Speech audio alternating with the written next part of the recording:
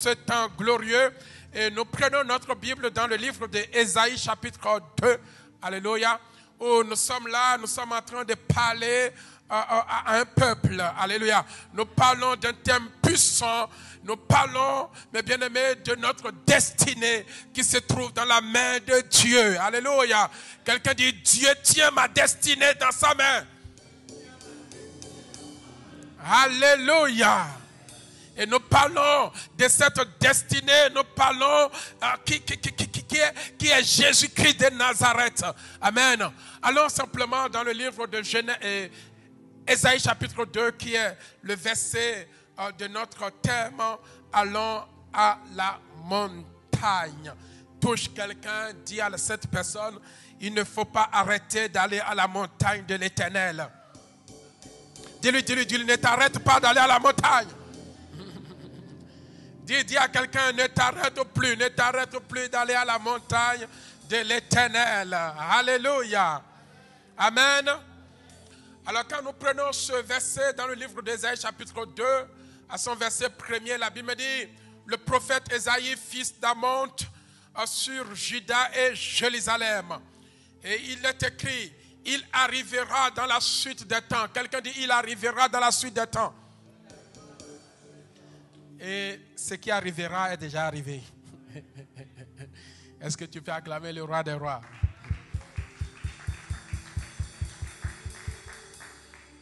Ce qui arrivera est déjà arrivé. Où toi et moi, nous sommes quelque part. Il arrivera dans la suite des temps que la montagne de la maison de l'Éternel sera fondée sur le sommet des montagnes, qu'elle s'élèvera par-dessus les collines et que toutes les nations y afflueront. Des peuples s'y rendront en foule et diront, venez et montons à la montagne de l'Éternel, à la maison du Dieu de Jacob, afin qu'il nous enseigne ses voies et que nous marchions dans ses sentiers, car de Sion sortira la loi et de Jérusalem la parole de l'Éternel. Est-ce que quelqu'un peut donner une offrande d'acclamation à son Dieu? Alléluia. Bien-aimé, c'est le prophète Ésaïe qui est en train de nous parler en ce lieu et en nous disant qu'il arrivera dans la suite des temps. Amen. Et j'aimerais annoncer à quelqu'un que ce que tu es en train de traverser, il arrivera un temps de victoire dans ta vie.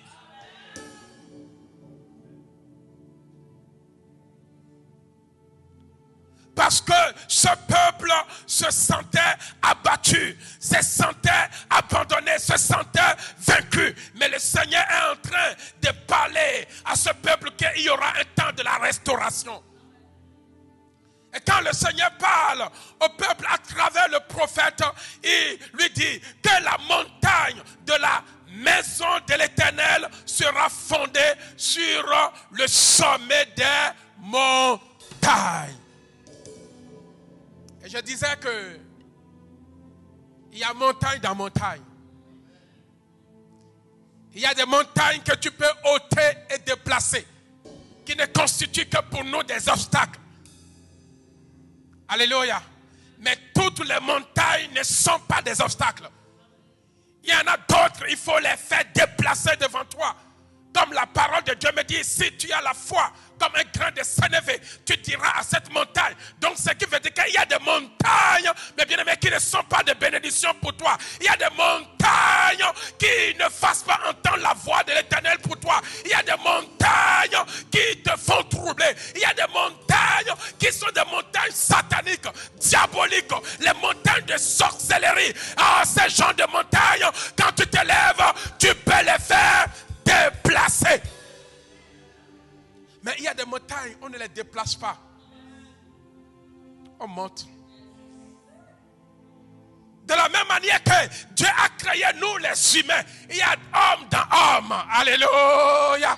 J'ai dit il y a homme dans des hommes dans ta vie, ils sont des sorciers, ils sont des marabouts, ils sont là pour la méchanceté, ils ont été créés pour faire le mal. Ça, c'est des hommes. Mais parmi ces hommes-là, il y a aussi des hommes appelés de Dieu, consacrés de l'Éternel, qui sont là, pas pour te détruire, mais au contraire, pour ton bien, pour ta bénédiction. Il y a des hommes que tu peux chasser dans ta vie, mais il y a aussi des hommes que tu ne peux pas chasser. Tu as besoin d'eux pour atteindre un niveau. Tu as besoin d'eux pour ta délivrance. J'aimerais te dire, il y a des montagnes que tu peux chasser. Il y a d'autres montagnes. Tu as besoin de ces montagnes pour ta délivrance. Tu as besoin de ces montagnes pour ta délivrance. Et parmi ces montagnes, il y a la montagne de l'Éternel. Et la Bible dit que cette montagne de l'Éternel, c'est la maison de l'Éternel. Elle sera bâtie sur des montagnes. Quelqu'un se dit, Seigneur, bâtis ta maison, bâtis cette montagne sur ma vie, au nom de Jésus. Et quand nous voyons une montagne, lorsque nous parlons de la montagne ici, c'est un lieu de rencontre avec son Dieu.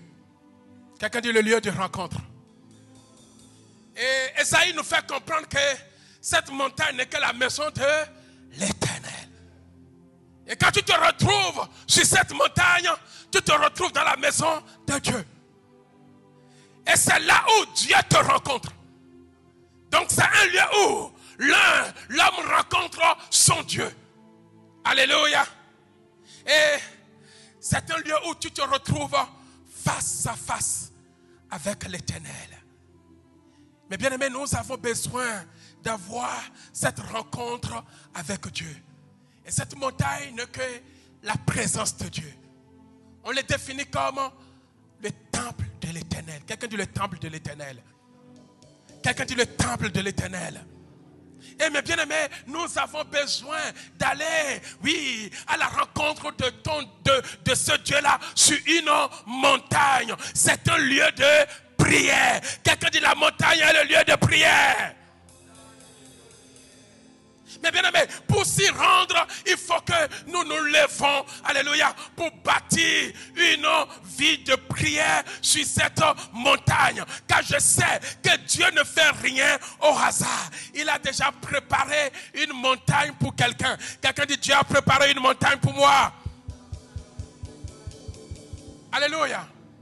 Donc cette montagne, en réalité, c'est un lieu de rencontre avec ton Dieu. Un lieu où tu te retrouves pour prier. Un lieu où tu te retrouves seul face à ton Dieu. Et tout chrétien qui n'a pas ce lieu de rencontre n'est pas chrétien. Alléluia. Nous devons avoir ce lieu de rencontre. La Bible me dit, quand nous lisons dans Ésaïe chapitre 2, alléluia, il appelle cette montagne la montagne de Sion. Quelqu'un dit la montagne de Sion.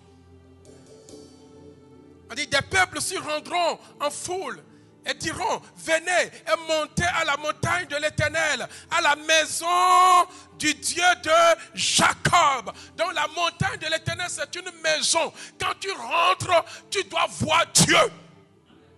On ne voit pas les hommes, mais on voit Dieu. Alléluia. Et chacun de nous devons avoir ce lieu qu'on appelle montagne de l'Éternel. Et quand tu rentres là-bas, certainement, tu n'es pas avec un homme, mais tu es avec Dieu. La Bible dit qu'elle représente quoi? À la maison du Dieu de Jacob, afin qu'il nous enseigne ses voies et que nous marchions dans ses sentiers. Car de Sion sortira quoi? La loi. Et de Jérusalem, la parole de l'Éternel. La Bible dit que Dieu va comparer cette montagne à la montagne de qui? De Sion. Quelqu'un dit la montagne de Sion. Et quand nous voyons la montagne de Sion, c'est un lieu où Dieu fortifie son peuple. Personne ne peut monter à la montagne, c'est-à-dire aller dans la présence de Dieu sans être comment? Fortifié. Aucun homme ne peut te fortifier en dehors de la parole de l'Éternel.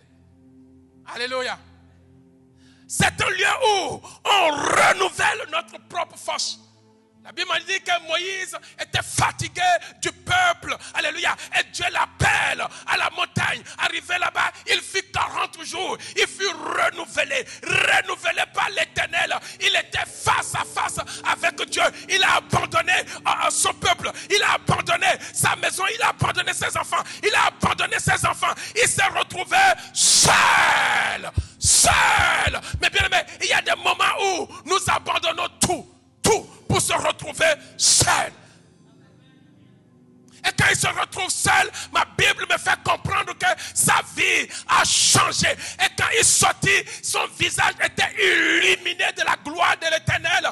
Et Dieu cherche des personnes comme ça qui rentrent dans la présence de Dieu, qui ne sortent pas avec des murmures, avec des jalousies, avec des angoisses, mais qui sortent avec les tablettes de l'Éternel, avec le ainsi dit de l'Éternel. Nous avons besoin de ce peuple qui sort de la présence de l'Éternel avec les ainsi dit de l'Éternel.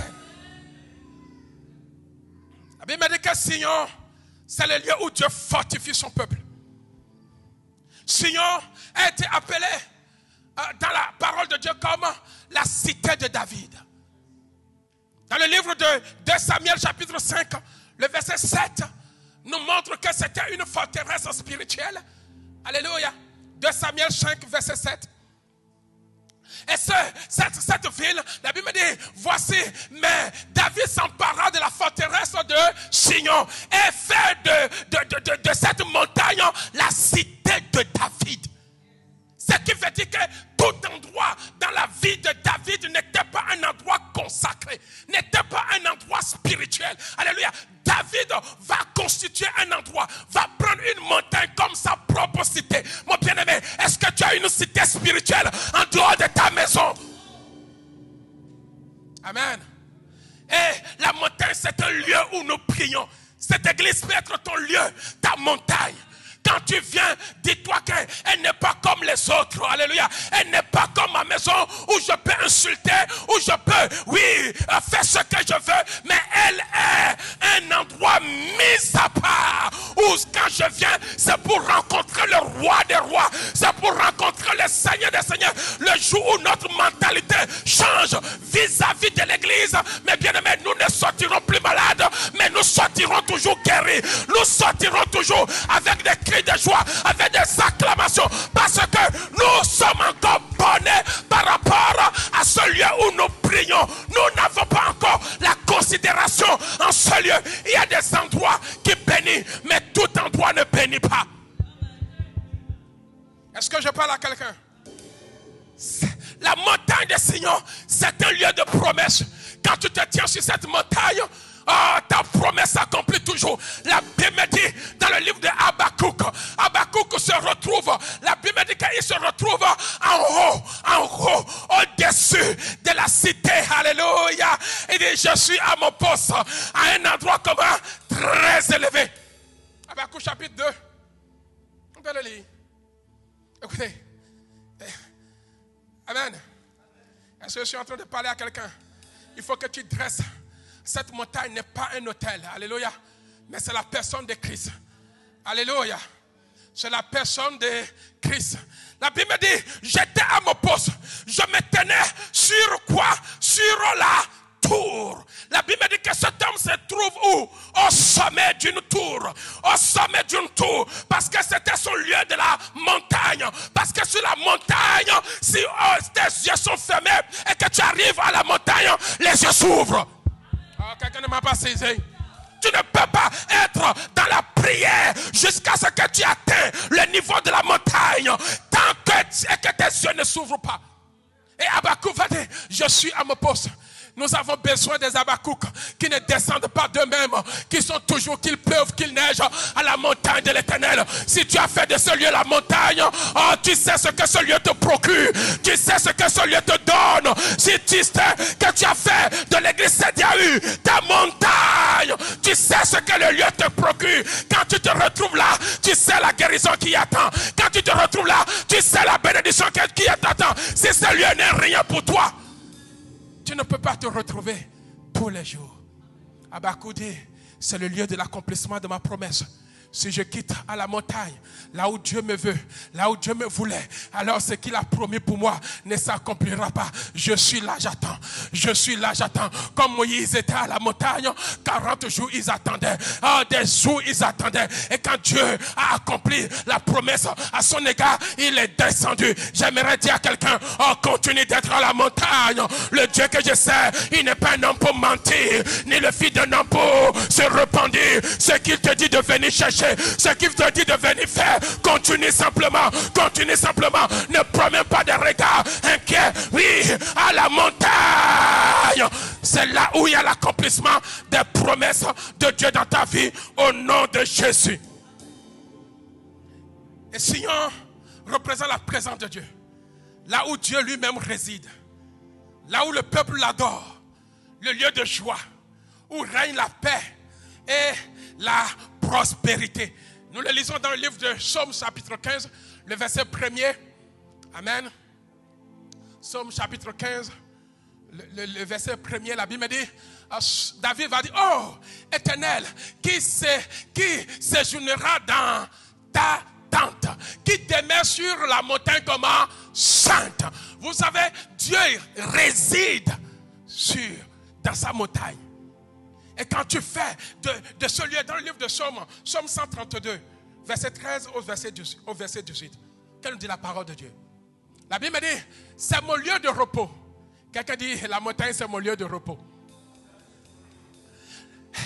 La Bible dit que c'est mon lieu de repos à toujours. J'y habiterai car je l'ai comment désiré. Je bénirai sa nourriture. Je rassasirai de pain ses indigents. Alléluia. Je revêtirai des saluts ses sacrificateurs et ses fidèles pousseront des cris de joie. Là, je lèverai la puissance de David. Je préparerai une lampe à mon oint. Alléluia. Et je revêtirai de honte ses ennemis et sur lui brillera quoi? La couronne. Quand tu te retrouves sur une montagne, c'est ce que Dieu a la capacité de faire avec toi quand tu trouves un lieu de prière. Et chacun, mes bien-aimés, doit avoir sa montagne. Chacun de nous, nous devons avoir notre montagne. Alléluia. Pour d'autres, l'église, c'est sa montagne. C'est là où il arrive quand rien ne va. Et c'est que lorsque je rentre à l'église, c'est là où j'ai la paix. Est-ce que d'autres sont d'accord avec moi?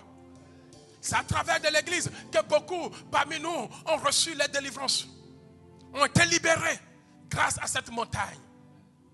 Amen. Et chacun de nous doit avoir un lieu où il rencontre son Dieu. Notre lieu où nous rencontrons notre Dieu, c'est ici. C'est au palais de gloire. C'est à Moissy-Cramayel. Alléluia. Et quand tu sais que tu vas rencontrer ton Dieu, il y a des attitudes qu'il faut adopter. Alléluia. Il y a des comportements qu'il faut avoir. Alléluia. Il y a des mentalités qu'il faut changer. Alléluia. Il y a des habillements que tu faut avoir. Alléluia. Alléluia. Parce que tu sais que là, je ne vais pas rencontrer un homme pour plaire à un homme, mais je vais rencontrer un Dieu qui est saint. Moi aussi je dois me sanctifier avant d'aller à la montagne de l'Éternel. Est-ce que je parle à quelqu'un cet après-midi? Chacun de nous doit avoir sa montagne. Sa montagne peut être dans ta maison. Alléluia. Un lieu qui n'est pas un lieu au hasard.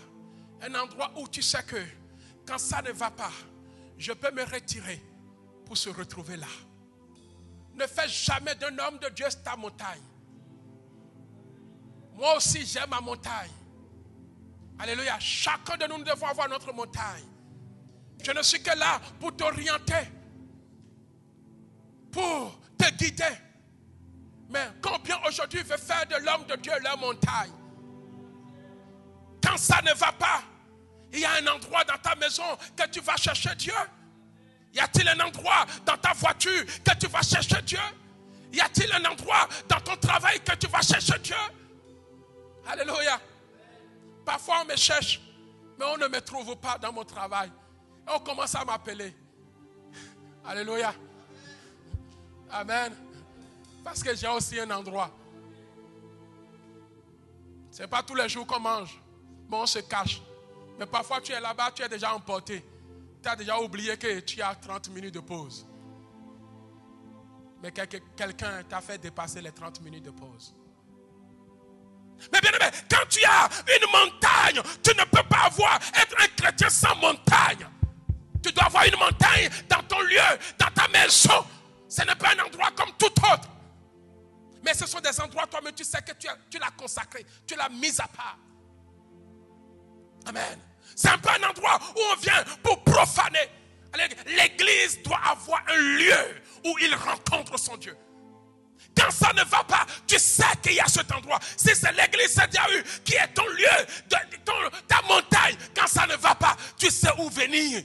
À l'église. Dieu est omniprésent. Je dis bien, Dieu est omniprésent. Mais pour se révéler, il ne se révèle pas partout. Je le répète. Dieu est omniprésent. Mais pour qu'il se révèle, il ne se révèle pas partout. Il se révèle à des endroits qui sont dédiés pour lui. Non, vous n'avez pas saisi. Il se révèle à des endroits qui sont consacrés pour lui. Alléluia. À des endroits sacrés pour lui. Alléluia. Dieu est omniprésent. Mais si tu n'as pas un endroit sacré dans ta maison, alléluia, pour aller rencontrer ce Dieu-là, il ne va pas se révéler à toi. Est-ce que je parle à quelqu'un? Si c'est toi que je parle, est-ce que tu peux acclamer le Seigneur?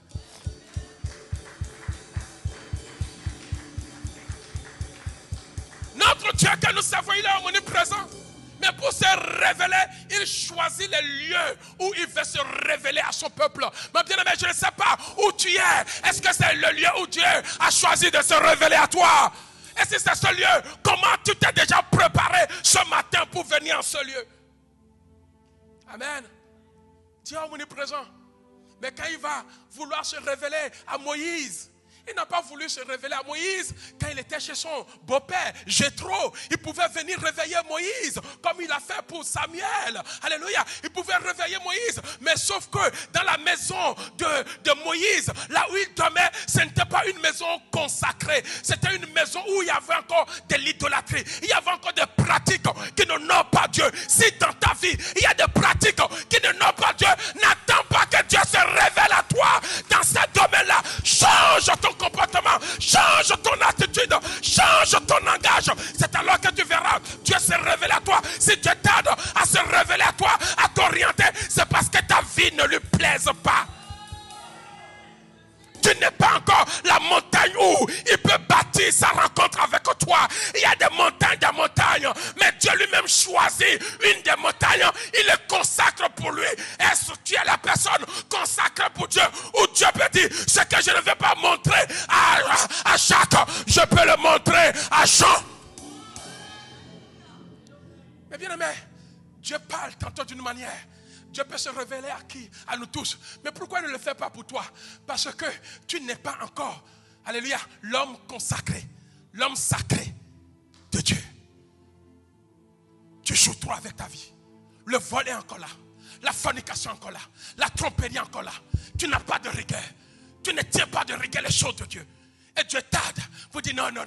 Au lieu que je me révèle à lui, alléluia, je vais aller me révéler à l'autre. C'est pour cela que nous courons vers les autres. Alléluia. Parce que nous ne voulons pas mettre notre vie en règle. Dieu est omniprésent. Mais il se révèle à des endroits consacrés. À des choses consacrées pour lui. Alléluia. Sinon tu vas tourner en rond. Tu vas croire que c'est ta vie qui est comme ça. Non, ta vie n'est pas comme ça. Tu n'as pas voulu mettre ta vie en ordre. C'est pour cela que le mariage n'est pas. C'est pour cela que le travail n'est pas. C'est pour cela que rien n'est. Tu vas croire que non, tu es foutu, tu n'es pas foutu. Mais est-ce que le modèle, le Dieu que nous servons, il se révèle à des personnes particulières. Sois une personne particulière. Et tu verras la révélation que Dieu a la capacité de te révéler. Alléluia. Donc je parlais de Moïse. Dieu pouvait se révéler à Moïse quand il était chez son beau-père Jéthro. Mais Dieu attend qu'il soit éloigné. Et Moïse se retrouve à un lieu comment sacré. Si tu pouvais savoir que le lieu où tu es sacré, quelle est cette maladie, tu seras guéri. Et quand Moïse se retrouve au mont, le mont comment? Moreb. Le mont Moreb, et Dieu vient se révéler à lui. Alléluia. Il était étonné. Et quelqu'un appelle son nom, Moïse. Moïse. Il dit, qu'est-ce qui se passe? Pourquoi on ne m'a pas appelé quand j'étais dans ma maison? Dieu dit, non, cette maison, tu ne l'as jamais consacrée pour moi. Tu as fait des choses abominables. Tu continues toujours à condamner. Tu continues toujours à haïr Pharaon et ses armées. Tu continues toujours à avoir la haine. C'est pour cela que dans cette maison, je ne peux rien te montrer. Maintenant que tu es hors de la maison et que tu se trouves maintenant sur le lieu comment saint. La Bible me dit, Moïse, ne sais-tu pas que le lieu où tu te retrouves maintenant est comment saint? C'est la montagne du mont Moreb. Et là, Dieu va commencer par parler à qui? À Moïse. Alléluia. Et pourtant, Dieu est omniprésent. Il n'a pas voulu lui parler quand il était dans sa maison. Et Dieu va choisir encore une autre montagne qu'on appelle la montagne de Sinaï. Dieu est omniprésent. Mais il se révèle à des endroits qu'on a consacrés pour lui. Pour Élie, c'était 2 montagnes. Nous en parlerons. C'est la montagne de Carmel et la montagne, mes bien-aimés, de quelle montagne? Amen. Il y avait la montagne de Carmel et la montagne d'Horeb. Alléluia. Mes bien-aimés, pour Abraham, comme nous l'avons vu tout à l'heure, Dieu n'a pas voulu se montrer à Abraham partout. Alléluia. C'était la montagne de Morita, où il pourvoit aux besoins. Il sait que c'est là où il attendait. C'est un lieu sacré où on ne peut pas faire mourir son prochain. On ne peut pas haïr son prochain. On ne peut pas ôter la vie à son prochain. Mais au contraire, on donne la vie à celui qui en a besoin. Alléluia. Et chacun de nous, nous devons avoir, mes bien-aimés, un lieu dans notre vie où Dieu se révèle à nous. Dieu est omniprésent. Alléluia. Il y a des villes ici, n'est-ce pas? Il y a des entreprises ici, n'est-ce pas? Mais pourquoi Dieu ne se révèle pas dans toutes les entreprises qui sont ici? Mais parce que nous avons consacré ce lieu à l'Éternel, afin que celui qui plie ses genoux, et combien de fois vous avez plié vos genoux ici, et l'Éternel a exaucé votre prière. Pourquoi de l'autre côté cela n'a pas été? Pourquoi de l'autre côté? Parce que nous avons consacré alléluia, ce lieu à l'Éternel. Et pourtant, il y a des bois de nuit. Pourquoi Dieu ne se révèle pas dans les villes de bois de nuit à Moissy-Cramoyel? Mais Dieu se révèle en ce lieu parce que Dieu est en train de faire de ce lieu une montagne où un grand nombre vont s'affluer. Ils vont venir nombreux, car c'est ici se trouve la solution. Ah, si j'étais à ta place, j'allais me lever et crier gloire à Jésus. La montagne représente pour nous un lieu de triomphe. Quand tu rentres dans la prière, il y a des niveaux de prière. Et je te prie que tu atteins ces niveaux. Je disais le dimanche dernier que lorsque Amalek était en train de déclarer la guerre contre Israël, et à chaque fois qu'on les frappait, que faisait Moïse? Moïse a compris que si je monte à la montagne, nous aurons quoi là? Victoire. Moïse monta à la montagne.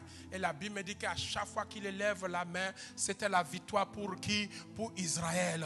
Et Amalek est comment? Battu. Et à chaque fois que tu montes à la montagne, tu ne peux pas savoir combien de fois tu es en train de faire du mal à tes adversaires et à tes ennemis. Pendant que tu es ici, tous les adversaires sont en train, mes bien-aimés, de souffrir parce que tu es à la montagne. Parce que tu es à la montagne. Quand tu es à la montagne, mes bien-aimés, c'est l'échec total. C'est l'échec total de tes ennemis. Ceux-là qui te combattent. Mais quand tu te retrouves à la montagne, tu as la victoire sur ces personnes dans le nom de Jésus. La montagne, c'est un lieu que Dieu t'indique pour sauver ta vie. Nous l'avons vu avec le peuple de Dieu dans le livre de Genèse, chapitre 19. À son verset 17, où Dieu a décidé de détruire qui? De détruire Sodome et Gomorrhe. La Bible dit, après les avoir fait sortir, l'un d'eux dit, sauve-toi pour ta vie. Ne regarde pas derrière et ne t'arrête pas dans toute la plaine. Sauve-toi vers la montagne, de peur que tu ne périsses. Mais bien aimé, la montagne c'est un lieu, quand tu viens, c'est pour sauver ta vie. L'église doit être ta montagne. Quand tu viens, mes bien-aimés, c'est pour sauver ta vie. Ce n'est pas pour plaire à quelqu'un. C'est pour le salut de ta vie que tu viens ici pour chanter. C'est pour le salut de ta vie que tu viens ici pour adorer. C'est pour le salut de ta vie que tu viens ici pour louer. C'est pour le salut de ta vie que tu viens ici pour se mettre au service de l'Éternel. Ne pense pas que tu le fais pour la gloire de quelqu'un, ni pour la gloire du pasteur seul. Non, non, c'est pour le salut de ta vie. Est-ce que nous prenons conscience de ces choses? Nous ne venons pas pour remplir ce lieu, pour élever un pasteur, pour élever quelqu'un. Non, c'est pour notre propre salut. Et la Bible me dit, Dieu a décidé de détruire Sodome et Gomorrhe. Combien veut te détruire dans ta famille? Combien ne t'aime pas dans ta famille? Mais il y a un lieu de refuge, que l'Éternel t'a indiqué, qui est le palais de gloire, Quand tu te retrouves en ce lieu, le malheur peut attaquer ta famille, mais pas toi. Et Dieu dit, Dieu parla à Lot et à sa femme et à ses enfants. Sauvez-vous, car je vais détruire cette ville. Et chemin faisant, la femme de Lot regarda derrière. Alléluia. Et elle est morte. Amen. Et à chaque fois, quand nous venons dans la présence de l'Éternel, nous devons savoir que cela ne vient pas de l'ordre d'un pasteur, mais vient de l'ordre de Dieu. C'est Dieu qui me dit d'aller là-bas pour adorer. Alléluia. Et à chaque fois que tu ne viens pas, c'est comme si quelque chose qui meurt dans ta vie. Le lieu de ton salut. À chaque fois que tu manques, il y a quelque chose qui meurt. J'étais à la maison. Mais pourquoi Dieu ne m'a pas dit reste à la maison? Dieu m'a dit établis mon église. Et toutes les fois que nous étions à la maison, c'est comme si quelque chose mourait en nous. Nous perdons notre communion avec Dieu. Nous perdons notre relation avec Dieu. Parce que Dieu nous veut à la montagne. C'est là où il nous parle. C'est là où il renouvelle la communion.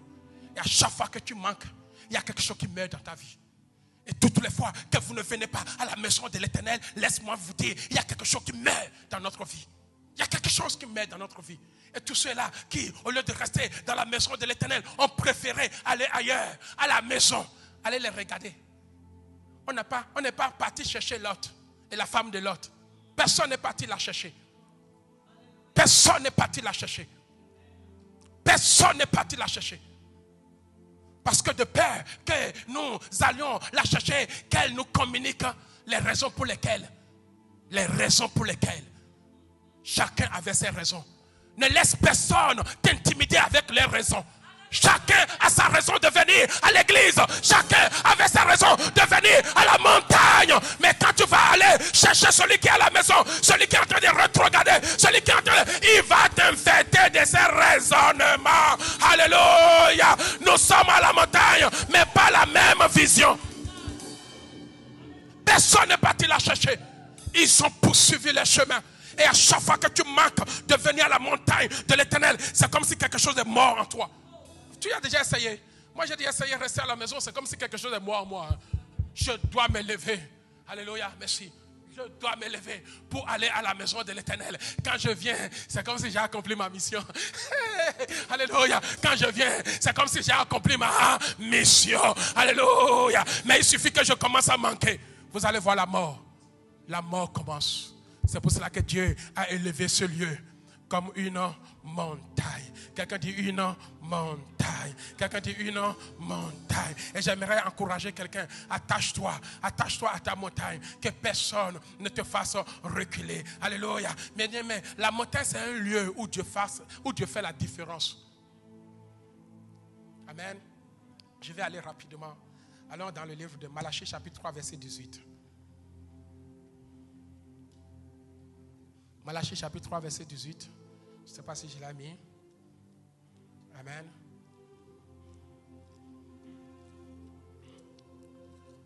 Alléluia. La Bible me dit que Dieu fait la différence, amen, entre ceux-là qui le servent et ceux-là qui ne le servent pas. Et vous verrez de nouveau la différence entre le juste et le méchant, entre celui qui sert Dieu et celui qui ne le sert pas. quand tu montes à la montagne, Dieu fait la différence. Ce fut le cas d'Élie. Dans le livre de 1 Roi, chapitre 18.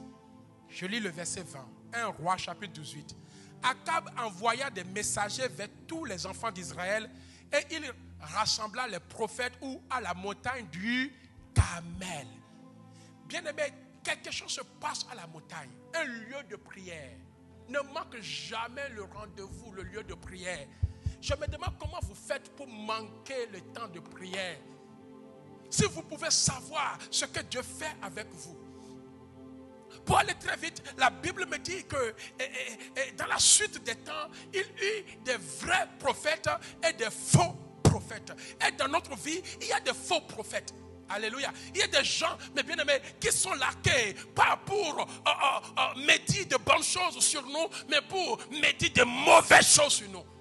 Et ce sont des personnes mélangées. Mais comment reconnaître, mes bien-aimés, les vrais des faux? C'est à la montagne. Quand tu dis à quelqu'un, viens, on va prier, tu vas donner un temps de prière à la personne. Quand la personne tient 1 heure, tu sais que lui, c'est un vrai adorateur. C'est un homme de la montagne. C'est un homme de la montagne. C'est un homme qui veut se tenir au sommet. Alléluia. Mais quand d'autres n'arrivent pas, alléluia, tout ce qui dit, rien ne se passe parce que ces personnes ne sont pas encore réellement converti. Si tu es là, tu n'as pas encore donné ta vie à Jésus, donne ta vie à Jésus et tu verras l'efficacité de tes prières. Sors, mes bien-aimés, des loges, sors des pratiques qui n'honorent pas le Seigneur et tu verras l'efficacité de tes prières. La Bible dit qu'Élie était un prophète comme les autres prophètes. Ce qui faisait la différence, quand les autres prophètes priaient, rien ne se passait. Mais quand Élie prie, quelque chose se passe. Ah, si tu pries et que rien ne se fasse, revois encore l'identité de ta vie chrétienne. Peut-être tu es le faux. La Bible dit, on se donne rendez-vous sur la montagne de Carmel. Et ils arrivent. Et Élie dit, nous allons voir si vous avez un vrai Dieu. Si moi aussi j'ai un vrai Dieu. Allez, montons. Faisons un autel. Mettons les taureaux. Maintenant, si réellement vous servez l'Éternel, parce qu'à la montagne, c'est là où il y a la rencontre de notre Dieu. Et nous sommes à la rencontre. Nous allons voir qui Dieu exauce.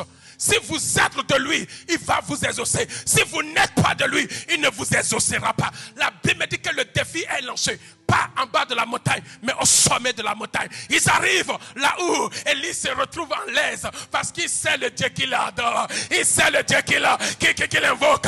Il est sincère avec son Dieu. Il est vrai avec son Dieu. Il n'y a pas d'impudicité dans sa vie. Il n'y a pas de mensonge dans sa vie. Il n'y a pas de trahison dans sa vie. Il n'y a rien. Ah, il sait que si je me retrouve sur cette montagne, certainement, il y aura quelque chose qui va se passer avec moi. Parce que nous tous qui rentrons à la montagne, mes bien-aimés, nous n'avons pas les mêmes sensations, nous n'avons pas les mêmes visitations, nous n'avons pas les mêmes touchés. Alléluia. Ceux-là qui se préparent d'avance sont touchés par l'Éternel. Il dit un mot et la chose arrive, il le donne et elle existe. Voilà ceux-là qui sont réellement des vrais adorateurs. Nous ne cherchons pas les gens qui cherchent les assemblées pour se faire plaisir, mais nous cherchons des gens qui cherchent la montagne pour aller prier. Et Dieu dit, maintenant, parce qu'il y a eu des tumultes entre vous et moi. On ne sait plus qui est vrai, qui est faux. Nous allons aller à la montagne. Et ils arrivent à la montagne. Il dit, puisque vous vous sentez que vous êtes vrai, bon, faites-le. Comme tu te dis que toi tu es vrai. Ah, pasteur ne me connaît pas, hein. Moi, ma vie, hein. Moi, montons à la montagne. Viens, on va monter. Et je saurai qui tu es réellement. Je saurai si tu peux tenir 2 heures avec moi. Si tu peux tenir 3 heures avec moi. Si tu peux, tu ne vas pas demander, pasteur, je suis fatigué, je vais aller manger, je vais aller boire, j'ai des problèmes, j'ai mal aux hanches, j'ai mal au dos, j'ai mal ici, mes enfants sont en train de pleurer. Ah, et je verrai si réellement, toi tu es un vrai. Alléluia. Arrêtons de faire semblant dans la maison de l'Éternel. Soyons des vrais serviteurs de l'Éternel. Alléluia. La Bible dit qu'il est dit montons parce qu'on n'arrive pas à faire de la distinction. Prophète, c'est prophète. Mais il veut montrer qu'il y a des vrais et des faux chrétiens, des chrétiens. Mais je vais te montrer qu'il y a des vrais chrétiens et des faux chrétiens. Les faux chrétiens, ce sont là qui sont là pour la bénédiction. Ce sont là qui sont là pour les guérisons. Ce sont là pour les plaisirs. Mais les vrais ne sont pas là pour la guérison, pour les plaisirs. Mais les vrais, ce sont là parce qu'ils ont besoin d'aller à la rencontre de son Dieu. Et la Bible me dit, lorsqu'il arrive au sommet, ils ont invoqué les dieux. Rien ne s'est passé. Arrivé un moment, ils étaient fatigués. Le feu n'est pas descendu. Si tu es réellement un chrétien, nous voulons les intercesseurs ici. Alléluia.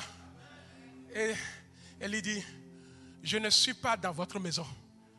Votre maison se trouve en bas. Dans des cavernes de voleurs. De voleurs de dîmes, de voleurs d'offrandes, de voleurs de leur ventre. Alléluia. Mais moi, ma maison se trouve là au sommet. Et la Bible me dit qu'il est pris de leur milieu et les amène dans son milieu à lui. Ils ont invoqué leur Dieu. Rien ne s'est passé. Pensez, ils ont toujours montré à Élie que nous avons le même Dieu. Élie les regarde et dit non. Si toi et moi nous avons le même Dieu, l'heure que je viens à l'église là, ce ne serait pas différent de la leur. Si nous avons le même Dieu, la manière que je donne, ce ne serait pas différent de la manière que tu donnes. Si nous avons réellement le même Dieu, alléluia, la manière que j'investis, ce ne serait pas différent de la manière que tu investis. Élie veut montrer à ces gens-là que nous n'avons pas les mêmes dieux. Moi je crains l'Éternel des armées. La manière dont vous vous confiez à Jézabel, moi je ne suis pas là pour me confier à un homme. Il y a quelqu'un qui a créé un homme. Ce n'est pas Jézabel, ce n'est pas Akab, mais c'est le roi des rois, l'Éternel des armées. Je ne dépends pas de Jézabel. Moi j'aimerais vous dire, je ne dépends pas d'un homme. Je ne dépends pas d'un homme. Ce n'est pas au son d'un homme que je coupe pour venir à l'église. Ce n'est pas au son d'un homme que je donne ma dîme à l'Éternel. Ce n'est pas au son d'un homme que j'investis pour l'Éternel. Mais c'est au son de Dieu, de la voix de l'Éternel qui me dit, offre à l'Éternel tout est bien. Alléluia. C'est pour cela que je le fais. Et la Bible me dit que lorsque Élie amène ce peuple sur la montagne, ils ont fait, ça n'a pas marché. Et quand Élie a fait, ça a marché. Arrivé à un moment, Élie se retrouve encore sur le mont de Carmel. Il avait fait une promesse. La pluie n'est tombée pendant 3 ans. Et sur le mont de Carmel, la Bible me dit qu'il plia ses genoux, la tête contre ses genoux, et pria. Et il vit des nuages. C'est-à-dire quand tu es sur la montagne de l'Éternel, Dieu ouvre tes yeux. Et ce jour-là, il a vu des nuages. Il dit à son serviteur, va dire à Akab, je vois les nuages. Le serviteur dit, je ne vois rien. Mon frère, il y a une différence entre celui qui est sur la montagne et celui qui n'est pas sur la montagne. Or, le serviteur n'était pas sur la montagne. Il n'y avait que Élie seul qui était au sommet de la montagne. Du mont comment Carmel. Du mont comment Carmel. Il pria, il vit quelque chose que celui qui n'est pas sur la montagne est en train de voir. J'aimerais te dire, quand tu es sur la montagne, ne regarde pas ton mari, ne regarde pas tes enfants. Oh, Dieu va te révéler les choses qui vont t'arriver dans ta vie. Au nom de Jésus. J'aimerais terminer. La montagne, c'est un lieu quand ça ne va pas, tu te retrouves. J'ai tellement de choses à dire. Lorsque je vis Jésus, au moment de sa arrestation, il se retrouve à la montagne. Alléluia. Qu'on appelle le lieu de la transfiguration. Le mont Olivier. Alors c'est ce mont-là qui devait revenir et il mettra le pied sur ce mont. Il y aura un tremblement. Mais je crois que je serai déjà enlevé ce jour-là. Moi, je ne resterai pas pour voir ça. Il ne descendra pas sur le mont. Alléluia. Je serai déjà enlevé. Amen. J'espère que toi aussi tu seras enlevé. Parce que si tu n'es pas enlevé dès le premier enlèvement, le deuxième, je ne te le souhaite pas. Alléluia. La montagne, c'est un lieu où on se retire quand rien ne va.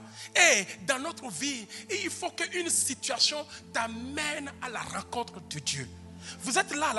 C'est parce que la situation n'était pas encore amenée à la rencontre de Dieu que tu es là, tu sens rien. Parce que la situation n'était pas encore arrivée aux eaux. Quand ça arrive à un niveau là, on oublie notre maison, on oublie notre argent, on oublie tout. On se dit, Dieu, où es-tu?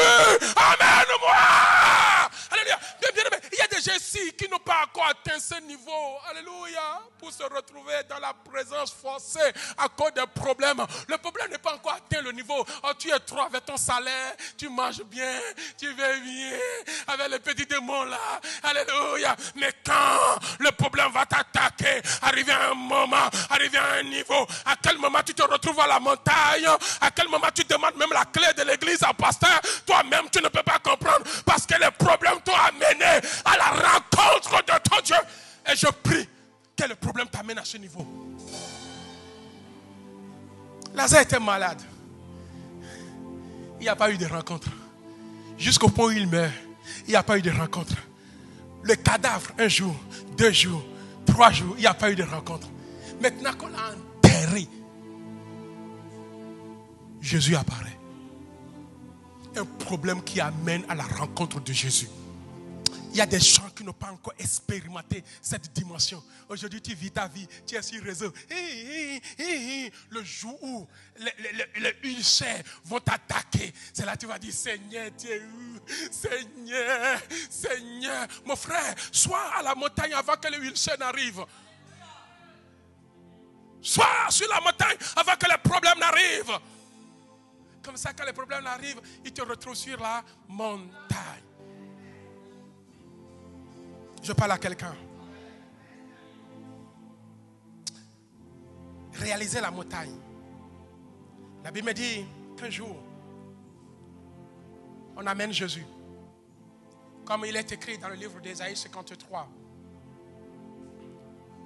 À son verset 3, où on nous dit cette parole, que méprisé et abandonné des hommes, homme de douleur et habitué à la souffrance, semblable à celui dont on détourne le visage. Nous l'avons comment dédaigné. Et nous n'avons fait de lui aucun cas. Cependant, ce sont nos souffrances qu'il a apportées. C'est de nos douleurs qu'il s'est chargé. Et nous l'avons considéré comme puni, frappé de Dieu et humilié de Dieu. Alléluia. Amen. Quand tu es là, il y a des situations qui t'amènent forcé dans la présence de Dieu. La Bible dit, Jésus était là, il a fait tout ce qu'il devrait faire. Et les gens ont commencé par le frapper. Les gens ont commencé par lui cracher dessus. Jusque-là, rien ne se passe. Est-ce que quelqu'un peut donner une offrande d'acclamation?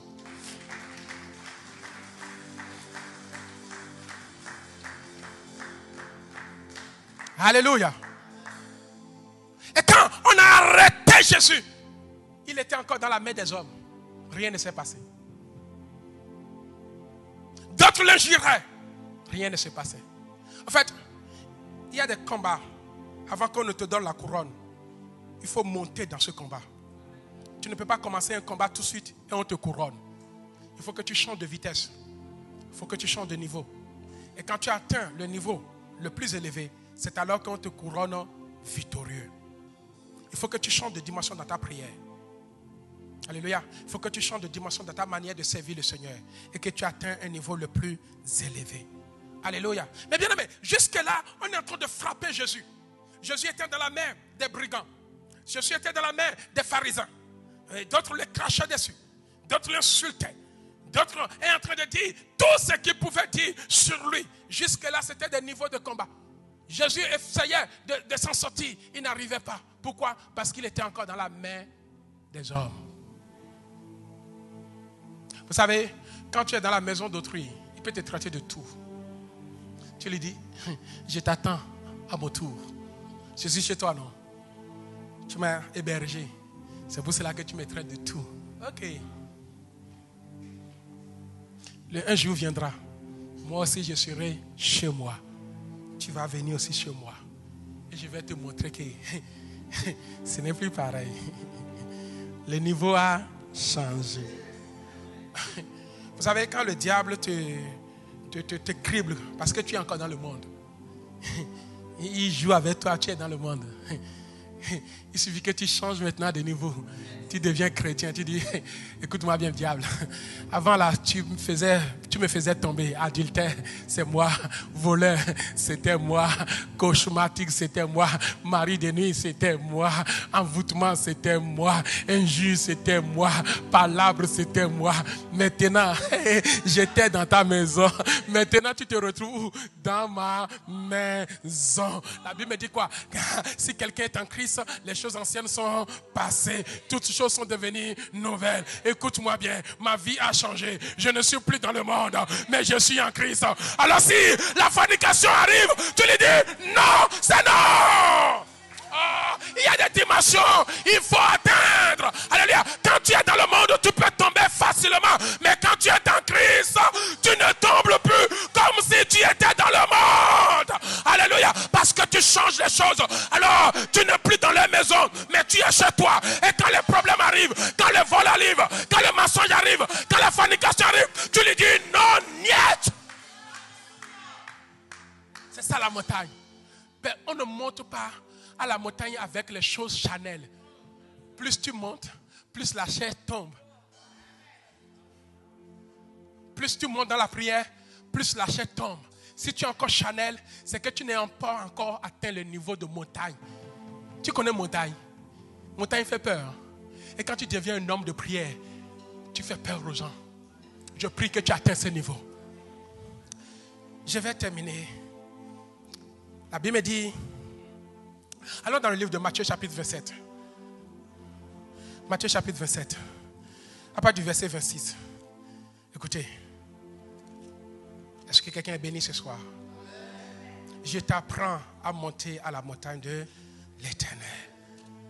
Alléluia. Matthieu chapitre 26. Est-ce que 27. Quelqu'un est avec moi? Écoutez ce que dit la parole de Dieu. La Bible dit à partir du verset 26. À partir du verset 26. Amen. C'est une histoire que nous connaissons très bien. Alléluia. Où on a arrêté qui? Jésus. Et on devrait aller le crucifier. La Bible dit, alors Pilate leur relâcha Barnabas. Et après avoir fait battre de verges Jésus, il le livra pour être comment? Crucifié. Quelqu'un me suit? Donc, on l'a frappé. Et pourtant, c'est lui qui nous a dit que tout pouvoir m'a été donné dans les cieux et sur la terre. Jusque-là, il ne faisait rien parce qu'il était encore dans la maison des hommes. Quelqu'un me suit? Il y a niveau dans niveau. La Bible me dit, les soldats du gouverneur conduisirent Jésus dans le prétoire. Et ils assemblaient autour de lui toute la cohorte. Alléluia. Et ils lui ôtaient ses vêtements. On le couvrit d'un manteau comment? Écarlate. Il tressait une couronne d'épines qu'il posait sur sa tête. Jusque-là, rien ne se passe. Et il lui mit un roseau dans la main droite. Puis s'agenouilla devant lui et il le rayait en disant, salut, roi des Juifs. Jusque-là, rien ne se passe. Et on lui crachait dessus. Et pourtant, il avait tout le pouvoir. Mais il a compris que jusque-là, je suis dans la main des hommes. Je suis dans leur maison. Il y a un lieu où je ne peux pas trop manifester. Je suis chez vous. Faites de moi ce que vous voulez. Alléluia. Alléluia. On lui crachait dessus. C'est pour cela, mon frère, ma soeur, quand quelqu'un te crache dessus, ne dis rien. Un jour, tu vas te retrouver face à face avec ton Dieu. La vengeance n'est pas à toi, ni à moi, mais laisse Dieu venger pour toi. La Bible dit que Jésus était comme un insignifiant, un faible, quelqu'un qui n'a pas de puissance. On t'injure, tu ne réagis pas. Les gens pensent que tu n'as pas de puissance. Tu attends simplement que le problème t'amène à un niveau. Est-ce que je parle à quelqu'un? Alors, la Bible dit, après être ainsi moqué de lui, il lui ôtait le manteau, lui remit ses vêtements et l'amenaient pour le crucifier. Jusque-là, rien ne se passe. Tout ceci n'est qu'un processus pour qu'on amène Jésus quelque part. Quelqu'un dit quelque part. Bien-aimé, tout ce qu'on te fait, c'est pour t'amener quelque part. On s'est murmuré contre Moïse. C'est pour l'amener quelque part. À découvrir la montagne du Sinaï. Tout ce qu'on me fait, c'est pour m'amener quelque part. Néglige l'œuvre, c'est pas grave. Abandonne, ce n'est pas grave. Moi-même, je suis là, au fou. Alléluia. Tout ceci, ça me forme pour m'amener quelque part. Tout ce que tu fais, on se moque de toi. Toujours, c'est dit, ah oui, qu'est-ce que tu gagnes dedans? Mon frère, continue. Ah, tu es là tous les dimanches, continue. On se moque, non, là, il n'y a pas, continue. Tout ceci, c'est pour t'amener quelque part. La Bible me dit, Jésus est resté sans force. Parce qu'il était encore dans les éléments. S'il fait quelque chose là, il peut rater sa destinée.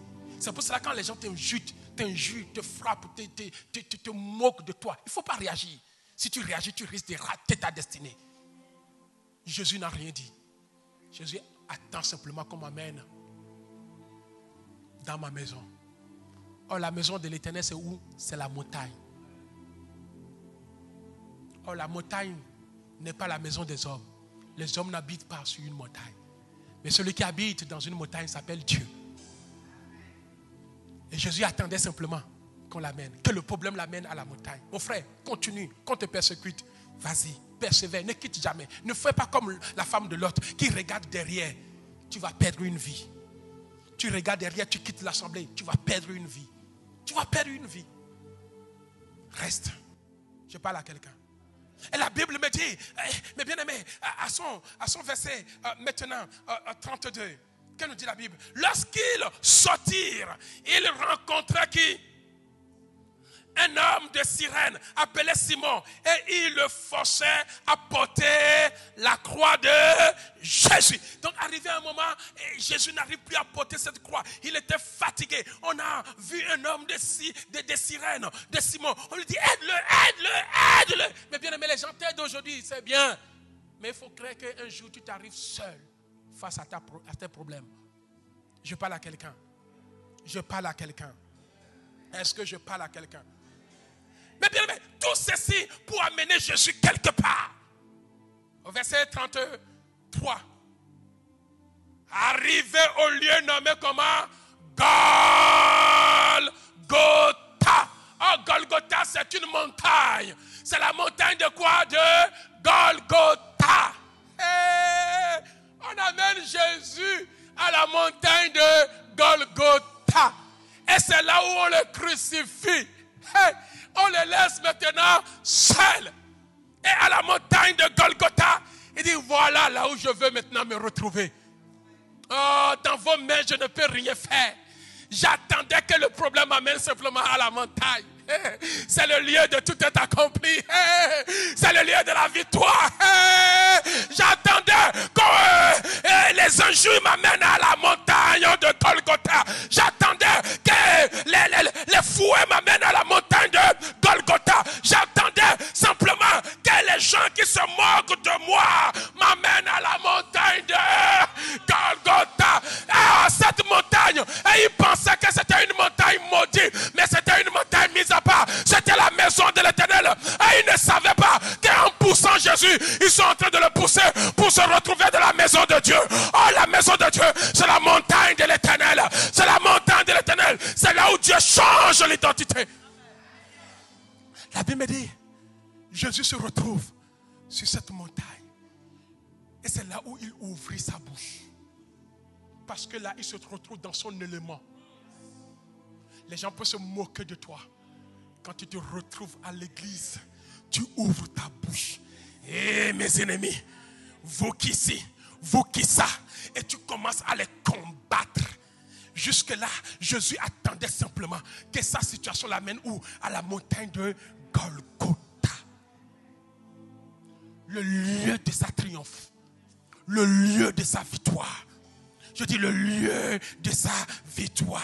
Et lorsque Jésus arrive là, à son verset 45, la Bible me dit, depuis la 6e heure jusqu'à la 9e heure, il eut quoi? Des ténèbres sur toute la surface de la terre. Je prie que les ennemis qui sont en train de poursuivre à partir de maintenant, qu'il y ait ténèbres dans la vie. Écoutez, à son verset 47, et vers la 9e heure, Jésus s'écria d'une voix forte. Depuis là, on l'insultait, il ne disait rien. On le frappait, il ne disait rien. Vous savez, ça fait longtemps que je n'ai pas vu mon père. Et que, comme je ne l'ai pas vu, je ne peux pas dire qu'il m'a abandonné. C'est quand je vais le voir que je vais lui dire, Père, pourquoi m'as-tu abandonné? La Bible me dit que Jésus arrive à Golgotha. Qui voit le Père? Il dit, le lieu de la rencontre, la montagne. Je me retrouve face à face avec mon Père. Et il dit, Père, Eli, Eli, lama sabachthani. Ce qui veut dire, mon Dieu, tu étais où? Pourquoi tu te révèles à moi maintenant sur la montagne? Et Dieu lui dit, oh, tous ces problèmes-là, c'est que je t'attendais. Là où je devrais te voir, c'est ici. Elle est en train de dire, pourquoi m'as-tu abandonné?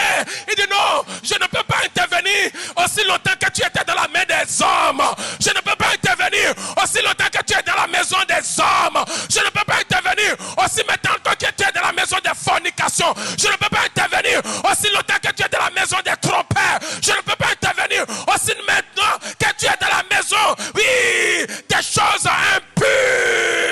Maintenant que tu es dans le lieu saint, le lieu saint, le lieu saint, le lieu très haut. Il dit, pourquoi m'as-tu abandonné? Tu pouvais agir pendant qu'il m'insultait. Tu pouvais envoyer le feu. Il dit, non, ce n'est pas là que j'envoie le feu. C'est à la montagne que j'envoie le feu. C'est à la montagne que j'envoie le feu. Eli, Eli, Eli, Eli, lama sabachthani. Oh mon Dieu, pourquoi m'as-tu abandonné? Et la Bible me dit, dès qu'il parla ainsi, quelque chose se passa. Il arrive dans son confort, dans son milieu de régner, là où les soldats ne peuvent plus, là où il va régler le problème des soldats, là où il va régler la situation. Tu es dans une maison où tu règles la situation de tes adversaires, où tu règles la situation de tes ennemis. La Bible dit qu'arrivé à la montagne, la Bible dit que quand il a atteint le lieu où il devait atteindre, il y a des prières qui ne peuvent pas déchirer le voile. Quand il atteint le lieu culminant, la Bible dit que le voile déchira. Le voile déchira. Alléluia. Jésus poussa de nouveau un grand cri et rendit l'esprit. Et voici, le voile du temple se déchira. Quand il arrive à la montagne, il sait que ce qu'il est en train de subir par terre, c'était la malédiction. Mais il faudrait un endroit pour vaincre la malédiction. Mon frère, il y a des choses que tu subis, c'est la malédiction, c'est la pauvreté. Mais il y a un endroit où on vainc la malédiction. Elle s'appelle la montagne de l'Éternel. Quand Jésus arrive à la montagne, la Bible me dit que c'est alors que le voile de la pauvreté est déchiré.